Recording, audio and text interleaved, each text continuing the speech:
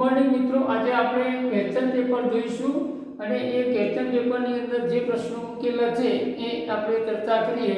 ખૂબ ઇમ્પોર્ટન્ટ છે. હવે પહેલું વાક્ય છે કે neither the teacher nor the student ખાલી જગ્યા પ્રેઝન્ટ યસ્ટરડે. હવે યસ્ટરડે ગુજરાતી તો ગઈકાલે થાય. ગઈકાલે થાય એટલે સાદો ભૂતકાળ આવે. યસ મિત્રો યાદ રાખો, yesterday, last year, last week, last month જેવા ભૂતકાળ સૂચક શબ્દો હોય તો તમારે સમજી લેવાનું કે સાદો ભૂતકાળ જ આવે. તો સાદા ભૂતકાળનું ક્રિયાપદ મૂકવું પડે. હવે અહીંયા neither the teacher nor the student, તો નાઇધર નોર અને આઇધર ઓરની રચના હોય તો પાછળ જે કર્તા આપેલો હોય એને અનુકૂળ એક ક્રિયાપદ મુકાય. તો એક વચન, બહુવચન આ ધ્યાન રાખવાનું. તો આ બહુવચન ગણાય. તો અહીંયા તમારો વેર મુકાશે. આરે આવે પણ આ ભૂતકાળ છે એટલે આર ના આવે. એટલે આર અને વેર બહુવચનના વિકલ્પો છે પણ અહીંયા ભૂતકાળ છે એટલે વેર મૂકવામાં આવે છે. હવે સીસર્સ ખાલી જગ્યા ઓન ધ ટેબલ. સીસર એટલે કાતર થાય.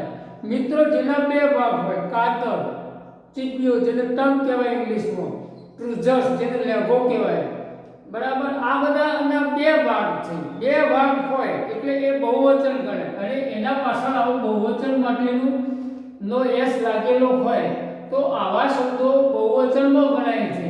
હવે કાતર જે છે ટેબલ ઉપર છે એટલે એ અહીં આર જ આવે. આર એટલે બહુવચનનું ક્રિયાપદ. તો બહુવચનનું ક્રિયાપદ અહીંયા આવે છે. હવે ક્રિકેટ ટીમ ખાલી જગ્યા પ્લેઇંગ ક્રિકેટ લાસ્ટ વીક. જો ક્રિકેટ ટીમ ગઈકાલે એટલે ગયા અઠવાડિયે સરસ રમી તો રમી એ ક્રિયા છે, બરાબર. હવે ક્રિકેટ ટીમ, તો એ ક્રિકેટ ટીમ આખું ગ્રુપ ગણાય. તો આખા ટીમની વાત થઈ પણ ટીમમાં ભલે બહુવચન ક્રિયાપદ હોય પણ અહીંયા જે ક્રિકેટ છે એની ટીમ છે એ એક સમૂહ ગણાય, કલેક્ટિવ નાઉન ગણાય એટલે અહીંયા ઈ જ આવે છે.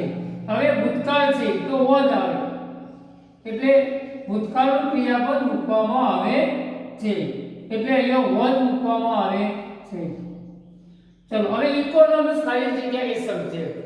તો ઇકોનોમિક્સ, મેથેમેટિક્સ, પોલિટિક્સ આ બધા વિષયો છે પણ એનું બહુવચન લખાય છે. મિત્રો એક વાત યાદ રાખીએ કે અહીંયા ઇકોનોમિક્સ એટલે સબ્જેક્ટના અર્થમાં છે.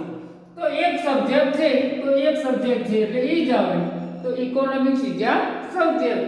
તો આ રીતે મિત્રો આ ખાલી જગ્યાઓ આપણે જવાબ લખી શકીએ. મિત્રો આ વિડીયોને લાઈક કરજો, શેર કરજો અને ચેનલને સબસ્ક્રાઇબ કરજો. આગળ તમારા મિત્રોને મોકલજો.